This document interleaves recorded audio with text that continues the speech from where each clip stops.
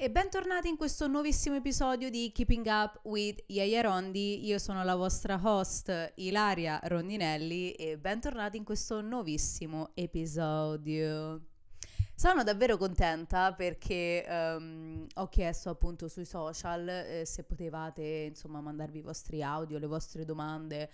Come sapete a me piace, siccome io non posso come magari gli altri creators facendo un podcast in italiano, io purtroppo non posso invitare gente italiana, mi piacerebbe tantissimo.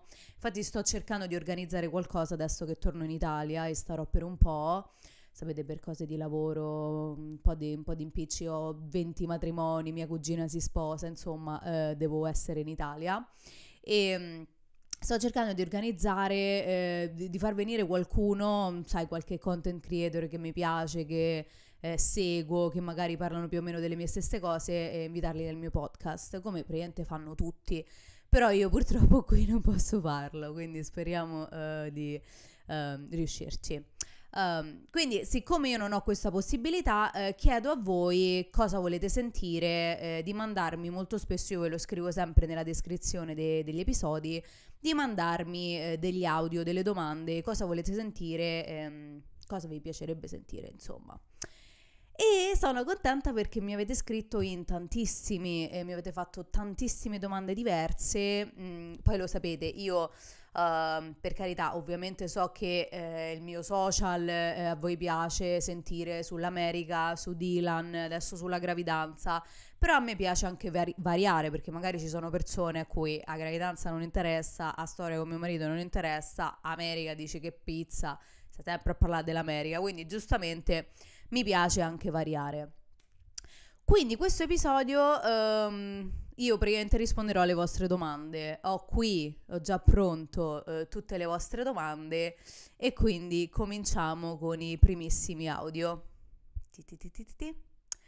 Perfetto, ok, cominciamo da, se riesco, scusatemi, cominciamo da Laura, ok? Ciao Ilaria, allora a me piacerebbe ascoltarti se ti può interessare qualcosa, non so, sul rapporto con il fisico oppure sulle amicizie, insomma, qualcosa del genere. Ovviamente sempre se può essere interessante. Un bacio. Allora, scusate, era partito in 2x. Allora, Laura, ciao Laura.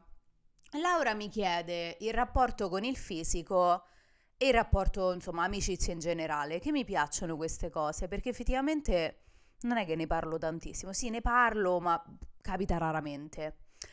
Allora, rapporto con il fisico, voi lo sapete, io faccio moltissimo body positive sui social, ne avevo già parlato in qualche episodio. Il mio rapporto con il fisico è sempre stato molto molto brutto. Sono sempre stata bullizzata fin da piccola perché sono sempre stata di conformazione. Quando ero più piccolina ero diciamo molto più cicciottella, poi con il passare degli anni il mio corpo si è poi eh, formato del tutto e ho preso quella forma d'anfora che poi è la stessa che ha mia madre, perché poi comunque ho preso da mamma. Ma quando ero più piccolina ero molto più cicciottella, avevo anche un po' la pancia, quindi mi prendevano tutti in giro, venivo anche bullizzata pesantemente, roba proprio di cose fisiche, cioè magari mi spingevano per i banchi, mi buttavano per terra. Ci sono stati anche tanti problemi con la scuola perché mia madre è andata dalla preside, insomma, mi pare che avevo fatto un episodio su questa cosa. Quindi non ho mai avuto un bel rapporto con il mio fisico, anche perché vivendo in Italia io non mi sono mai sentita bella perché non sono mai stata la prima scelta dei ragazzi. I ragazzi preferivano prendere la ragazza più magra rispetto a me. Magari caratterialmente potevo piacerli di più, ma non sceglievano me. Sceglievano sempre la ragazza più magra. E questa cosa ovviamente io tantissime relazioni, tantissimi ragazzi non ho avuto relazioni perché non mi hanno mai scelta. Perché, ripeto, non ero la loro prima scelta e magari potevano, cioè si vedeva che erano interessati. Molto spesso mi capitava che si vedeva palesemente che fossero interessati, ma si vergognavano. Si vergognavano, e quando ero più piccolina ero in un gruppo, chiamiamolo così. Ci vedevamo tutti in una piazzetta a Roma e a me piaceva tantissimo un ragazzo e si vedeva che era interessato anche lui, anche perché caratterialmente ci assomigliavamo molto, ma non ha mai fatto il passo. Perché? Perché mi prendevano tutti in giro. Diciamo che io ero quella che, capito, sempre, sempre, quando eravamo tutti insieme in gruppo c'era sempre qualcuno che faceva la battutina, insomma, non era bello, non è stato bello. E fatto sta che poi questo ragazzo si è praticamente fidanzato con un'altra ragazza che ha conosciuto dopo, molto più magra di me, che ovviamente nessuno prendeva in giro. Quindi diciamo che non l'ho vissuta bene, non l'ho vissuta bene. Poi comunque crescendo, piano piano ho cominciato ad accettare sempre di più il mio corpo. Anche perché io sono sempre stata in salute, cioè io andavo dal dietologo, dal nutrizionista e comunque avevo pochi chili in più, mi dicevano sempre stai benissimo, sapete, vi dicono quanta acqua avete nel corpo, cioè io ho sempre mangiato molto salutare, anche perché dentro casa mia madre e mio padre abbiamo sempre mangiato molto molto bene, tutta dieta mediterranea, perché comunque anche i miei genitori, sapete, per evitare problemi in futuro, che ne so, sapete, mangiando schifezze, ecco, quindi cercavano sempre di far mangiare a me e mio fratello il più sano possibile. Quindi io non ho mai avuto, io sono sempre stata in salutissima, però insomma avevo quei chili in più, che poi praticamente i miei chili in più sono praticamente sul sedere, perché io non ho pancia, come si chiama? Non mi viene, waist, mi viene in inglese, la vita, non ho vita, ho più che altro il sederotto. Fatto sta che io mi prendo sempre taglia S per le magliette e taglia L per i pantaloni, perché so così. Comunque, la relazione col mio fisico è cambiata tantissimo da quando soprattutto da quando mi sono trasferita. Ovviamente è cambiata crescendo, ma soprattutto quando mi sono trasferita negli Stati Uniti e ho conosciuto mio marito, perché mio marito è completamente obsessed con il mio corpo, cioè mio marito ama il mio corpo alla follia. E qui tutti quanti vogliono il mio corpo, si rifanno per avere il mio corpo, tutti mi fanno complimenti. E quindi diciamo che questo mi ha aiutato tantissimo, ma queste cose ve le ho sempre dette, qui mi aiuta tantissimo, cioè io qua mi sento benissimo, mi se non mi vergogno, se mi voglio mettere il vestitino che mi si vede di più la forma, figuratevi, cioè in Italia, sì, adesso è cambiato perché anche quando torno in Italia comunque mi vesto come voglio, però c'è sempre quella cosa che un po' ti senti, magari il vestitino troppo attillato non me lo metto perché non mi va che poi mi guardano tutti, magari opto per il vestitino meno attillato, ecco, per farvi capire. Però, insomma, la relazione con il mio corpo è cambiata moltissimo. Riguardo le amicizie, invece, io caratterialmente sono sempre stata una ragazza molto solare, molto aperta, molto estroversa. Io non ho mai avuto nessun tipo di problema a farmi amicizie. Io ho tantissime amiche a Roma.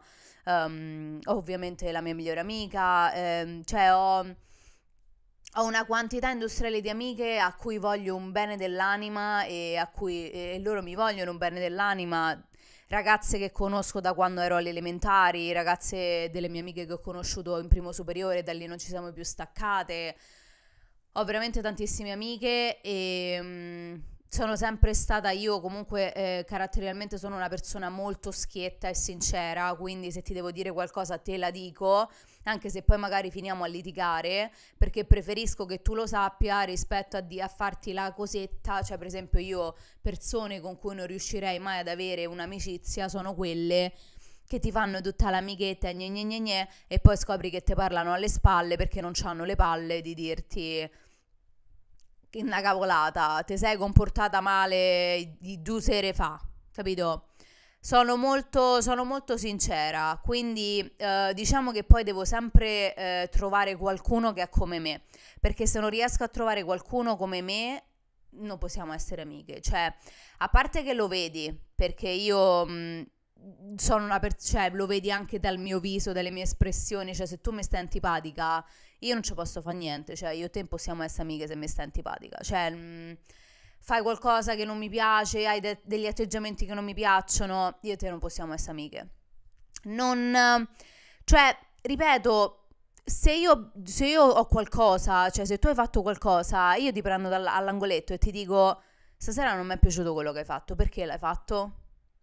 E io ho chiuso con tantissime persone, tantissime, sono rimasta ovviamente con le mie amiche più strette, perché avevano degli atteggiamenti proprio che, per esempio, avevo amica che praticamente perché io avevo un carattere molto più forte del suo e quindi diciamo io sono sempre quella che interagisce durante una serata.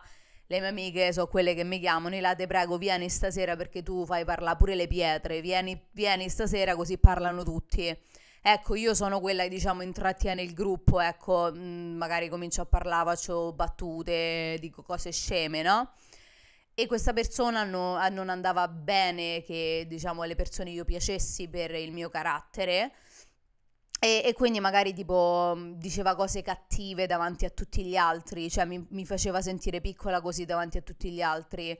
E il fatto sta che poi io mi sono resa conto che non era una persona che poteva far parte della mia vita e quindi non siamo più amiche. Quindi diciamo che amicizie, io non ho mai avuto nessun tipo di problema a farmi le amicizie, questo però mi ha sempre aiutato il mio carattere, E diciamo che non ci ho mai avuto qualcuno che mi ha detto Ilaria mi sta antipatica, mai, zero, non ho mai avuto qualcuno che ha detto Madonna Ilaria mi sta proprio antipatica oppure Madonna quella ragazza è proprio, no, ma anche perché io non lo sono, cioè nel senso veramente io parlo con tutti, se non mi fa niente e sei una ragazza tranquilla, caruccia come me, cioè per me possiamo essere pure amiche subito, anzi, io ho un problema. Io mi fido troppo velocemente delle persone perché io sono una persona buona e sono una persona pura e di conseguenza penso che tutti siano puri e sinceri e buoni come me. Quindi molto spesso io mi butto troppo, cioè io conosco qualcuno, noto subito che c'è quella sintonia, quell'armonia anche solo parlandoci, che ne so, un giorno, io mi apro subito con te. E sbaglio perché molte volte l'ho presa in quel sedere. Scusa, volevo dire in quel posto, non esatto, l'ho presa in quel posticino. E che poi è il sedere, sì. Sto cercando di cambiare questo lato del mio carattere, ma non è facile perché purtroppo io sono così. Caratterialmente io sono così, sono sempre stata così. Però sto cercando un attimo di imparare dai miei errori. Però, insomma... sono un'amica tranquilla, nel senso vi potete fidare, vi potete confidare, vi piace darvi consigli e io poi sono una gemelli, quindi fondamentalmente i consigli che mi hanno sempre dato le mie amiche, io sì li ho ascoltati ma non l'ho mai fatti perché lo sapevano pure loro, fatto sta che magari stavano le ore a dirvi però secondo me questa cosa tu non la devi fare di qua di là e poi viene il discorso dicevano vabbè ma tanto lo so che la farai perché ti conosco troppo bene. Siamo gemelli, che dovete farci? Comunque spero di aver risposto a Laura. Passiamo al prossimo audio. Allora, Alessandra, lei è Alessandra, sentiamo. Hello? Ciao Ilaria, sono Alessandra. Allora, la mia domanda diciamo è un po' generale. Volevo chiederti se guardi serie TV e qual è la tua serie TV preferita. Un bacio grande e tantissimi auguri. Carina questa domanda, mi piace. Allora, Alessandra mi chiede se ho delle serie TV preferite, se sto guardando qualcosa in questo periodo. Allora sì, io e Dylan in questo periodo stiamo riguardando Shameless. Perché? Perché io mi ero persa un paio di stagioni, lui si era bloccato alla stagione 2 e molto spesso capitava che voi mi dicevate che assomigliava a un paio dei personaggi di Shameless. Siccome io l'avevo visto tantissimo tempo fa, perché comunque Shameless è vecchio, stravecchio, e l'abbiamo ricominciato a guardare, quindi questa è diciamo la serie TV che stiamo guardando. Io e Dylan guardiamo tantissimo televisione perché non è che c'è sta tanto da fare qua. A parte magari nei weekend quando magari usciamo, andiamo a cena, ma non è che c'è tanto da fare qui e quindi guardiamo tanta televisione. Noi guardiamo qualsiasi tipo di serie TV che magari esce nuova. Abbiamo guardato. Oddio, come si chiama? Che stiamo aspettando, non vediamo l'ora della seconda stagione. No, Us, è Us, di lui e della bambina che si ritrovano nel mondo. Non mi ricordo, raga, aspetta, devo chiedere a Dylan, poi vi faccio sapere come si chiama. O forse Stranger, non mi ricordo, vabbè. E poi le mie serie TV preferite, allora ne ho tante, tantissime. La primissima con cui sono cresciuta è Orange County, The OC, quella è sempre stata la mia serie TV preferita. E poi, raga, Una mamma per amica, Dawson's Creek, Smallville, quelle sono le mie serie TV preferite. Gossip Girl, ragazzi, io sono anno 1993, quindi magari alcune so pure belle vecchiotte. E poi fatemi pensare. Mi piacciono tutte le serie TV, anche le limited series che fanno su Netflix che riguardano, per esempio, le cose di crime, di crimine, horror. A me piacciono tantissimo i film horror. Io mi guarderei solo film horror. Non so perché. Non so perché, forse perché mio padre ama i film horror e da piccolini spesso guardavamo X-Files, X-File. Um, e molto spesso mi piaceva tantissimo guardarlo con mio papà. E poi da piccola mi guardavo Leone il cane fifone, perché Leone il cane fifone faceva paura, ma a me mi piaceva proprio tanto. Forse da lì che mi sono partite queste cose. Io guarderei solo film horror. Dylan ogni volta mi fa: guardiamo un film stasera, e lui mi guarda e mi fa: non film horror, perché io guarderei solo film horror, mi piacciono tantissimo. Quindi diciamo tutto ciò che ha crime, mystery, mi piacciono tutte le serie TV, sinceramente. E sto pensando perché ce n'ho tante, adesso mo non mi ricordo, c'è sta Dylan che sicuramente mi può dare una mano, se poi me lo ricordo ve lo dico. Comunque queste sono, diciamo, le serie TV che mi piacciono e andiamo oltre, perché mo ci sto pensando e poi mi perdo troppo. Andiamo oltre, andiamo oltre. Allora, altro audio. Tu, tu, tu, tu, tu, tu.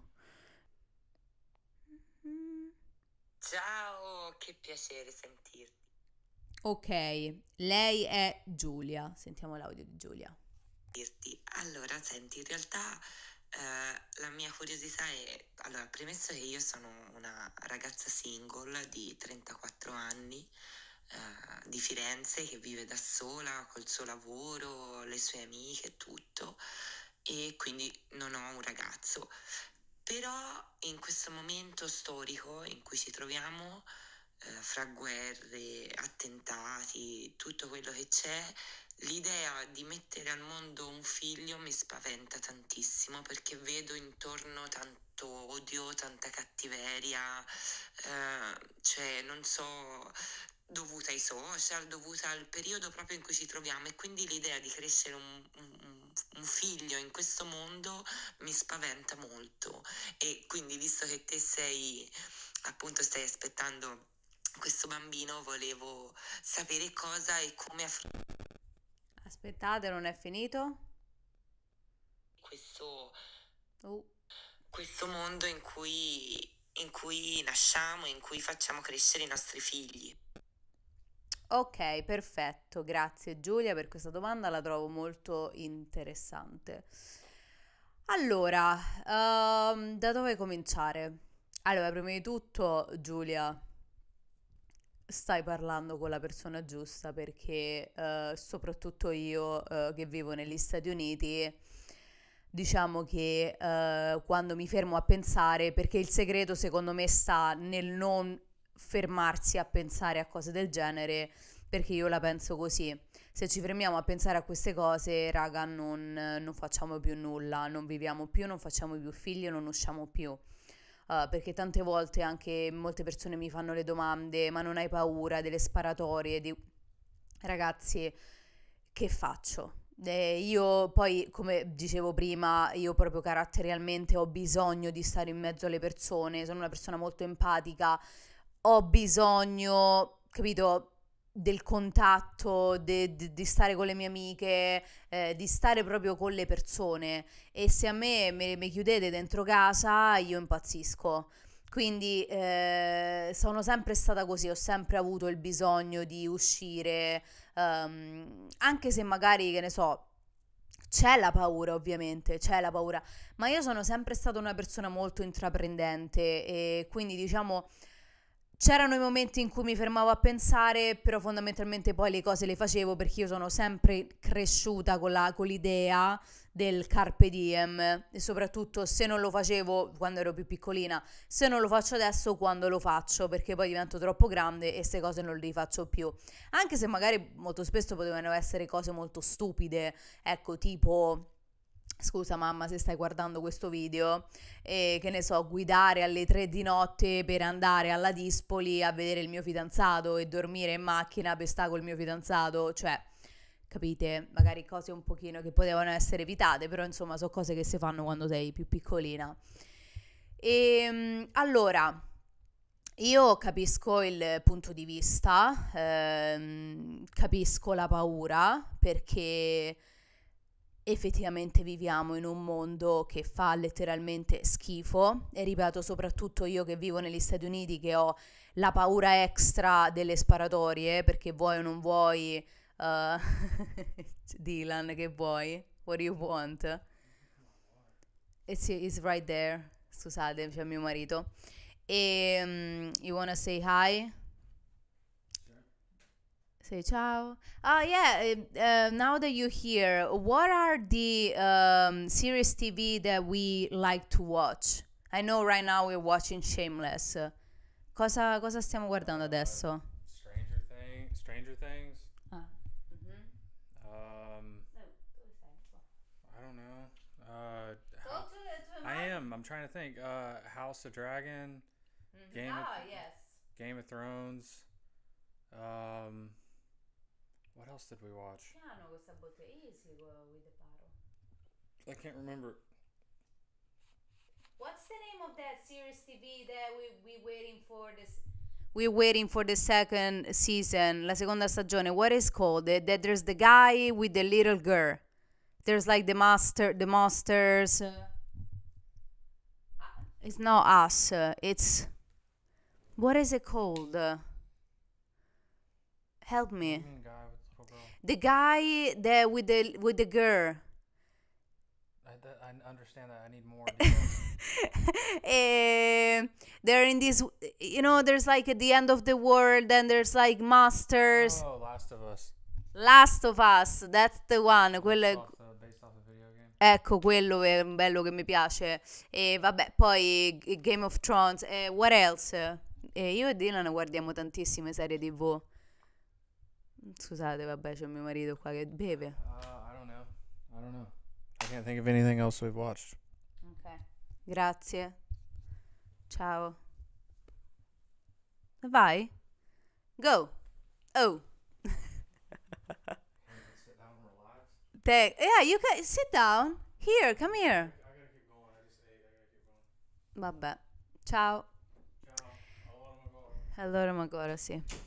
Scusate, momento, avete visto? Cioè, io non mi ricordavo. Mi ricordavo as, che c'era la parola as, ma non mi ricordavo il restante. Vabbè, comunque, scusatemi. Stavo dicendo capisco il suo punto di vista, perché comunque io ho anche l'aggiunta delle sparatorie, che per adesso con il lavoro di mio marito, che comunque è ancora praticamente fino ad agosto con il contratto con i militari, quindi per adesso noi dobbiamo vivere qui e poi in futuro si vedrà, vediamo un attimo il da farsi. Io vorrei tornare in Italia, ma vediamo un attimo. Comunque per adesso il futuro ci dice che mio figlio vivrà negli Stati Uniti, quindi capite bene che io la vivo, quando ci penso non la vivo bene. Però allo stesso tempo, ragazzi, cioè, che faccio? Non mando mio figlio a scuola, non esco con mio figlio, rimango chiusa dentro casa. Io diciamo che questo è il mio modo di vivere, il mio modo di pensare. Però ovviamente le paure ci sono e capisco il punto di vista. E secondo me il fatto che lei diceva dei social media, questa cosa è una cosa che dico sempre anch'io. Secondo me i social stanno peggiorando la situazione. Sapete anche in cosa? Soprattutto nelle relazioni. Non lo so, la vedo come ormai è solo un mostrarsi. Cioè, la relazione la devo mostrare sui social. Vedo tantissime persone, anche una TikToker con cui io avevo fatto un po' amicizie, sinceramente mi ha dato... all'inizio mi aveva dato una bella impressione, adesso non lo so, perché sono quelle persone che fanno vedere sui social che va tutto bene, che loro sono sempre persone felici, che le relazioni sono perfette, che è tutto perfetto, che loro sono la coppia perfetta. E poi cosa succede? Da un giorno all'altro magari fanno un video dicendo ci siamo lasciati. E tu giustamente rimani un attimo come per dire: ma in che senso, scusa, vi siete lasciati? Avete sempre professato sui social, vi siete sempre fatti vedere perfetti, fantastici, stupendi, la relazione perfetta, siamo perfetti, non litighiamo mai. E poi ci viene a dire come fino a 2 giorni fa dicevi che la tua relazione era perfetta, il tuo ragazzo era perfetto e adesso vi siete lasciati. Cioè, capite? Quando vedo quei video mi rendo conto di quanta falsità e di quante persone finte ci sono sui social, che praticamente ormai è solo un apparire, il fatto, vabbè, vedi, quello dice, che ne so, i ragazzini più piccoli vedono quello con quella e cominciano a fare che figo, l'hype, ship, la ship, no? Che dicono, mi piacerebbe troppo vederti con quella persona. Poi magari uno per le views, le cose, si mette con quella persona, fanno vedere sta relazione fantastica, perfetta, quando non lo è. Ed è per questo che molto spesso io, anche sui social, cerco di condividere, la maggior parte delle volte condivido i lati negativi, se c'è qualcosa che non va magari ve ne parlo, della situazione con mio marito, di cosa, in cosa ci troviamo, in cosa non ci troviamo. Io non vi ho mai detto che la relazione con mio marito è perfetta, mai, assolutamente. Io sono sempre stata molto sincera. Io e mio marito ci amiamo tantissimo, alla follia, altrimenti non stavamo qua, non ci sposavamo, non aspettavamo un bambino, insomma siamo persone con una testa pensante, grazie a Dio, non facciamo bambini senza pensare, siamo entrambi molto maturi. Io ho quasi 31 anni, mio marito ne ha 32 e ci abbiamo tanto pensato, per questo anche che magari appena ci siamo sposati e non ci siamo subito detto, beh, facciamo il bambino, dovevamo prima capire, vivere qui, vivere in Italia, lui col lavoro, vuoi rimanere, vuoi lasciare, capite? Cioè, nel senso, grazie a Dio siamo delle persone intelligenti e non facciamo il bambino cioè noi lo facciamo perché ci amiamo e lo volevamo entrambi tantissimo, è qualcosa che volevamo da tanto, ma abbiamo aspettato il momento giusto. E anche perché comunque è giusto che magari ci volevamo vivere un po' il nostro matrimonio, la nostra relazione, insomma, dopo tutto quello che abbiamo passato, vabbè. E quindi vi dico, secondo me tutto questo, ovviamente anche tutti i problemi che abbiamo, le guerre, ci bisogna sempre vivere con la paura, se quello fa un passo sbagliato, allora quell'altro risponde, anche gli Stati Uniti in particolar modo, bisogna sempre stare attenti perché comunque gli Stati Uniti sono una grande potenza, soprattutto a livello militare, quindi come la Russia, quindi c'è sempre un po' anche l'ansia, molto spesso capita che ci sono questi discorsi, si parla di questi argomenti e c'è sempre un po' la paura, no? Diciamo che comunque il mondo non è che sta andando benissimo, lo sappiamo tutti, non c'è bisogno che io ve lo dica, e quindi capisco il punto di vista delle persone che hanno paura di mettere al mondo un figlio.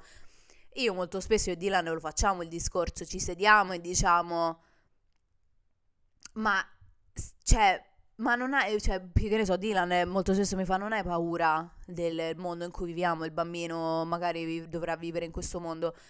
Io dico sì, assolutamente, però allo stesso tempo gli dico, se lo educhiamo bene e lo educhiamo con i nostri principi e i nostri valori, io sono sicura che andrà bene. Certo, purtroppo è sempre il solito discorso, come quando fate un incidente, il problema non siete voi, il problema sono gli altri. E soprattutto quando si è più piccolini, quando si va a scuola, purtroppo ci sono le relazioni con altri bambini, maschi, femmine, e non siamo tutti uguali, purtroppo. Non abbiamo tutti valori e principi, perché non tutti cresciamo con valori e principi, ed è quindi molto spaventoso il fatto che poi ci possono essere rapporti sbagliati, che poi io credo in questo, io credo tantissimo che per esempio nella mia vita mi ha salvato, io diciamo non mi sono mai messa nei casini, mai in tutta la mia vita da adolescente, da ragazza, insomma ragazzina. Perché? Perché ho sempre frequentato gente come me, gente con dei valori, gente con dei principi, gente con dei genitori alle spalle che sono stati educati come sono stata educata io, e non sono mai stata in mezzo a persone interessate a droghe, alcol. Io non mi sono mai drogata in vita mia, al massimo una volta in tutta la mia vita ho provato un tiro di marijuana, so pure morta sepolto, quindi non l'ho mai più fatto. E non ho mai bevuto alcol perché non sono mai stata interessata. Quando ero più piccolina uscivamo magari con i nostri amici, andavamo in discoteca, loro prendevano la bottiglia di champagne, mi facevo il ok e lo davo all'amica mia e facevo ubriacare l'amica mia, capite? Non ho mai frequentato gente, capito, interessata a quelle cose, quindi non ho mai dato problemi ai miei genitori. Fatto sta che io ho sempre fatto tutto perché i miei genitori si fidavano di me, e non sono mai stati genitori restrittivi perché non ce n'era bisogno né con me né con mio fratello. Siamo sempre stati con i ragazzi con la testa sulle spalle, abbiamo studiato, mio fratello anche è laureato.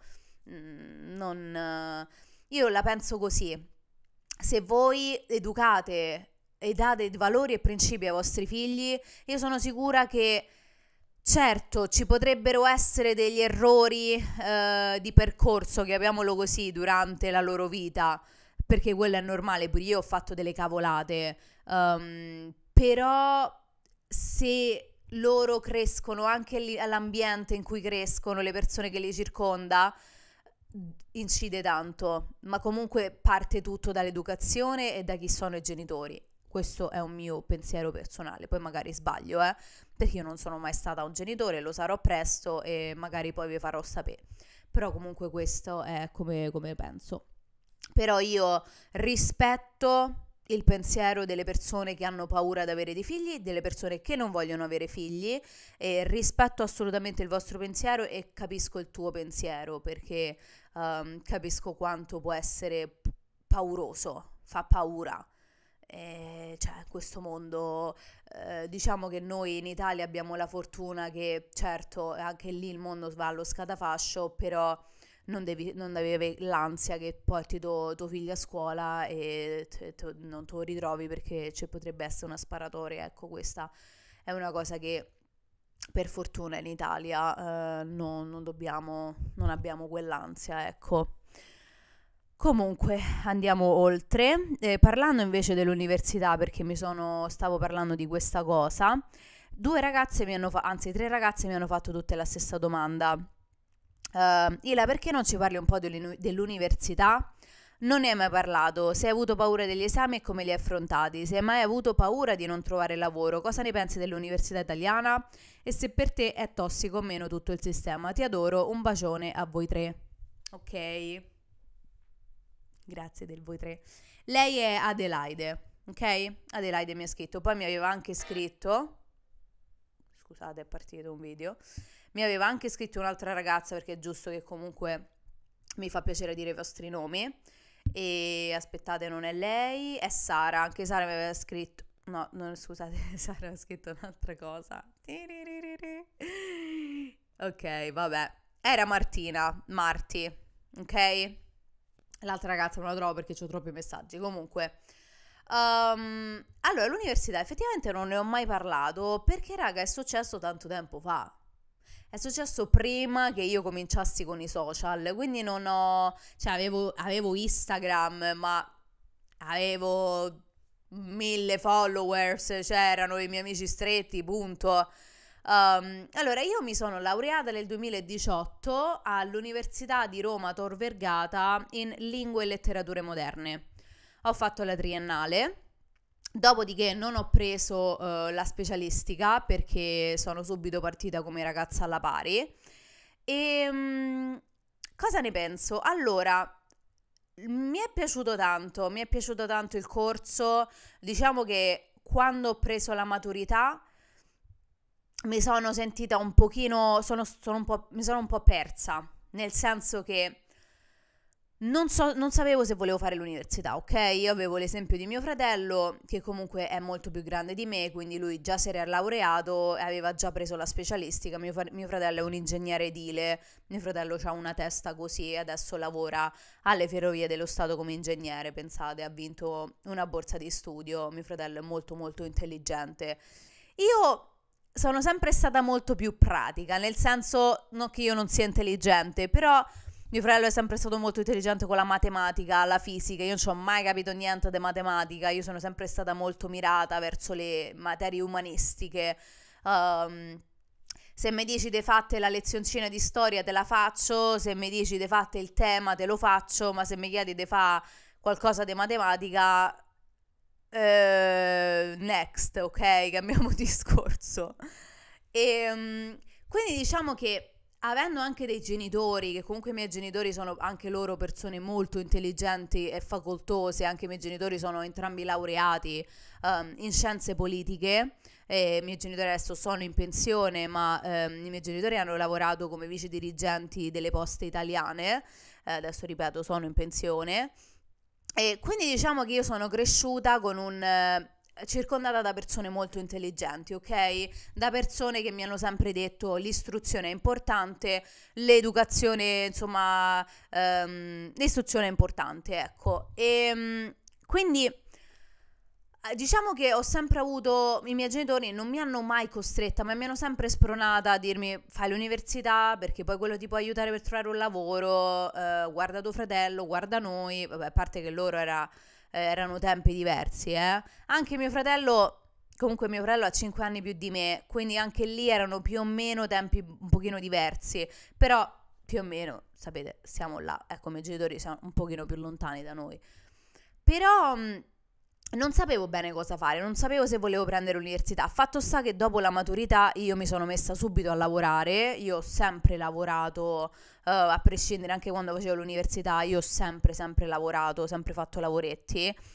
Appena presa la maturità io sono andata a lavorare da intimissimi come commessa, quindi mi sono presa un anno sabbatico, ho detto vediamo come va, come mi trovo. Lavoravo a via Ottaviano, insomma Ottaviano San Pietro, quindi comunque parlavo anche molto, facevo molta pratica, mettevo in pratica l'inglese, il francese, avevamo un sacco di turisti.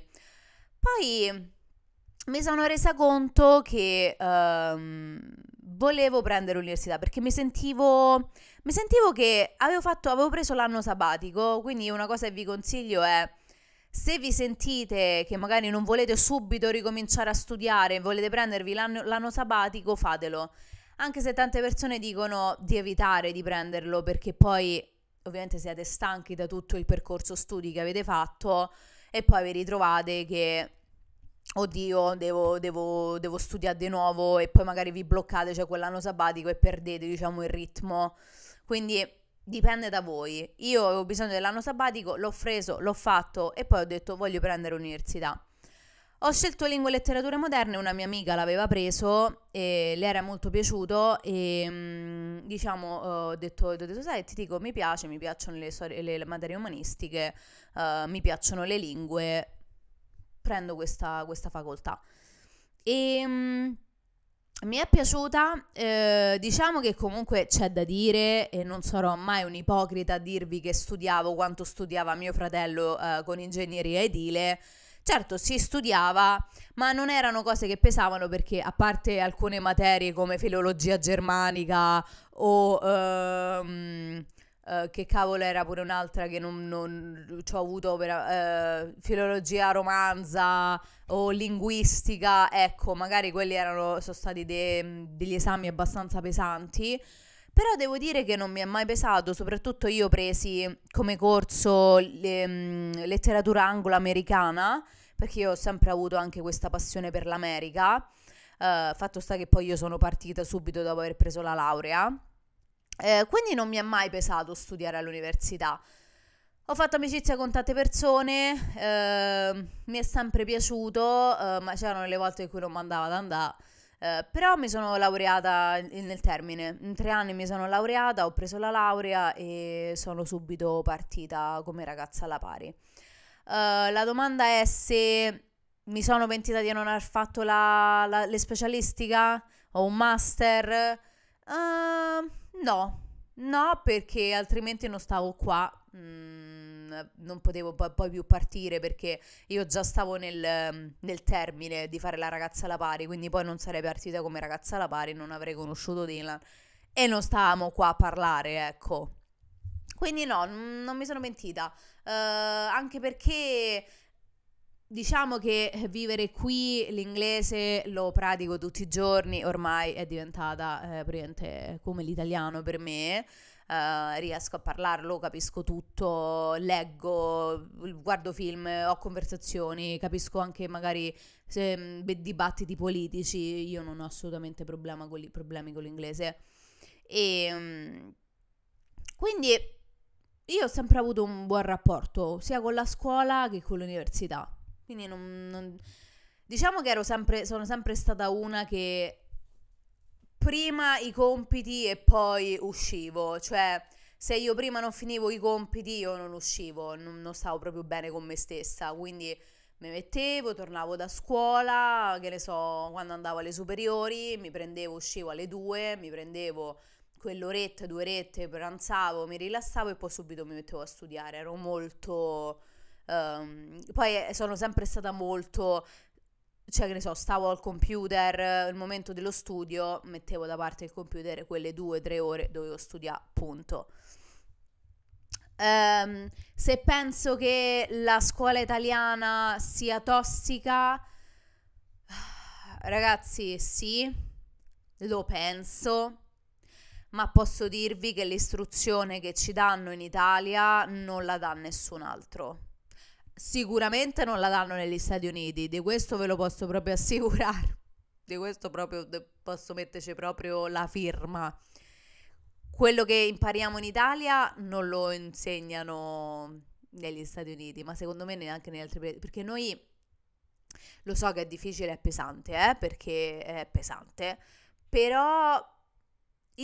usciamo con una grande istruzione, secondo me, e lo vedi anche quando vai all'estero. Tutti rimangono sbalorditi che parliamo più di una lingua, soprattutto quando negli Stati Uniti, cioè loro non ci credono quando io gli dico che parlo 4 lingue, ti guardano così come per dire ammazza, ma sei un genio, capito? Cioè, siamo fortunati perché abbiamo una grande istruzione, però sì, la scuola italiana, se poi la guardate ovviamente mettendola a confronto con la scuola americana, che loro praticamente si basano più che sullo studio, sulle scienze motorie, sport, lo sport è importante, loro organizzano sempre queste cose, partite, football, cheerleaders, i gruppi, gruppo di cucina, gruppo di scienze.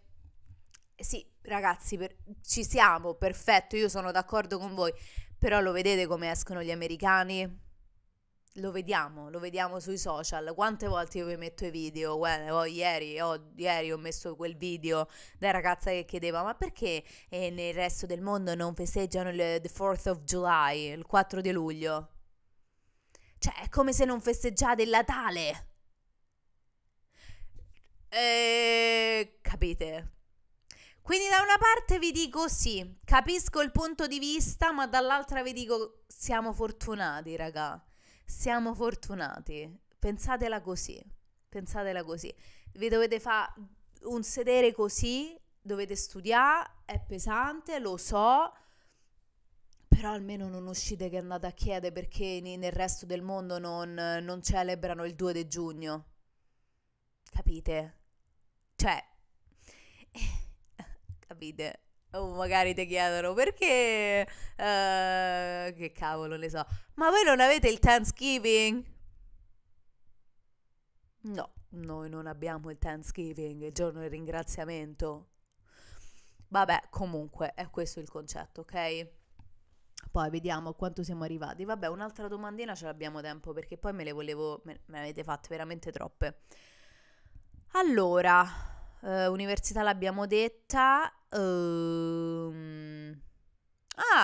Questo mi piace. Ti piacerebbe il parto in acqua? Hai ansia del parto che si avvicina? Oddio, allora, che si avvicina... Ciao Sara, prima di tutto è Sara. Che si avvicina... Già c'ho l'ansia, sì, c'ho paura. Avvicina ancora, manca tanto. Io la vedo così, manca ancora un po'. È ottobre, quindi insomma abbiamo un po' di tempo. Fatemi passare l'estate almeno. E allora, se mi piacerebbe il parto in acqua, assolutamente sì. Io mo non lo so. Io vi parlo di come sono fatta io. Io sono sempre stata, cioè io mi sono sempre strarilassata a stare dentro la vasca da bagno tutto il giorno. Io ci posso stare pure tutto il giorno, bella rilassata. Mi rilassa tanto, anche perché da piccolina ho fatto nuoto per tanti anni, quindi mi è sempre rilassata, mi piace nuotare. Quindi sì, mi piacerebbe, ma non lo posso fare perché qui non lo copre l'assicurazione sanitaria e se faccio il parto dentro la vasca e scelgo la stanza con la vasca, mi tocca pagare di soldi miei e capite bene che qui costa sui 50-60 mila dollari partorire e capite bene che non si può fare. Quindi mi piacerebbe, ma non lo farò. Se ho paura del parto... Sì, ho paurissima del parto, ma io penso che sia normale, tutte le donne. Io spero di riuscire a fare un parto naturale. Se utilizzerò l'epidurale, probabilmente in questo momento vi dico no, ma durante il parto penso che ammazzerei qualcuno che dicendo fatemi l'epidurale prima che vi sparo. Quindi... questo è il mio piano di parto, insomma io spero, ripeto, di fare il naturale e di non fare l'epidurale, ma ci vediamo al parto, perché lo so che tanta la farò. E quindi penso che sia una cosa normale, insomma, avere paura, no? No? Penso proprio di sì. Comunque raga, ho ancora tantissime domande audio, io mi sono salvata tutto perché siete tantissimi e non potevo mettere tutto in un episodio, quindi sicuramente se non vi ho risposto in questo episodio vi risponderò nel prossimo. Voi continuate a mandarmi messaggi, audio, quello che volete e io cercherò di rispondervi perché mi fa piacere sapere cosa volete sentire, ecco gli argomenti che volete sentire. Continuate a seguirmi sui social Instagram e TikTok, io mi chiamo sempre Yaya Rondi in tutti i social e continuerò a pubblicare sia su YouTube che su Spotify, Apple Podcasts fino a quando l'abbonamento dei $50 al mese che mi stanno levando non finisce, poi per il resto mi troverete sempre solo su YouTube, quindi potrete o ascoltare l'audio o anche guardarvi il video, a voi la scelta. Comunque io vi ringrazio per aver ascoltato il nuovo episodio di Keeping Up with Yaya Rondi e ci vediamo ogni mercoledì alla vostra mezzanotte italiana. Grazie a tutti, ciao!